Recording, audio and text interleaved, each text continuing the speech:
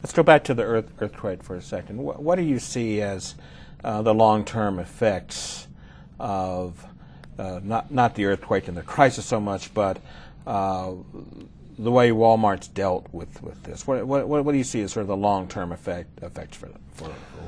Yeah, I think the first is it reaffirmed the model we have of the emergency disaster centers. And we have them in every country, but it formalized the need to maybe invest a little bit more in technology and as well to do a better job of more regularly transferring the best practices books around the world.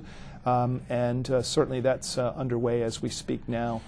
For us as a company, I think it reinforced the unique position and by definition then responsibility because we're mass in the countries in which we do business, both in terms of infrastructure, in terms of supply chain, and in terms of associate base. We have the unique opportunity, if we're well prepared, to react faster and have a greater initial impact when, frankly, people are the most shocked by what's occurred.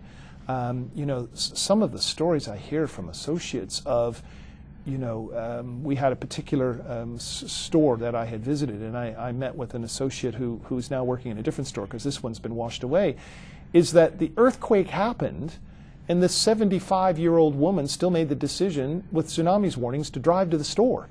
And so, wow. So all of our folks were up on the roof, and she drove into the parking lot, and they could see the wave coming. And he jumped down. He had water up to his waist. He got her out of the car. He took her back up there.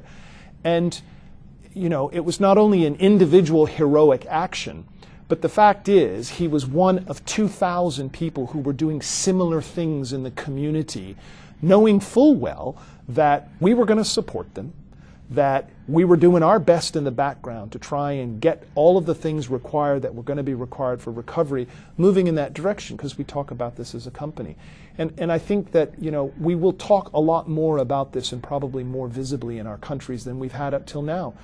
We did well. We had a China earthquake 2 years ago that you're probably aware of. It was remote, had its same logistical challenges, dropped out of the news much faster, but the same number of citizens were affected, and we did sort of the same thing.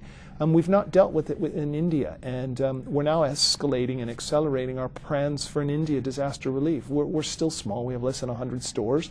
We have 5,000 to 6,000 folks there. But what we realize is that we could even have a more meaningful impact in a place like India, where there's even more of a challenge in terms of logistics, et cetera. So it just reaffirmed our commitment. We learned our lesson from it. We're going to be a little bit more vocal and probably a little bit more disciplined in how we're going to start rolling that out into more countries that we do business in.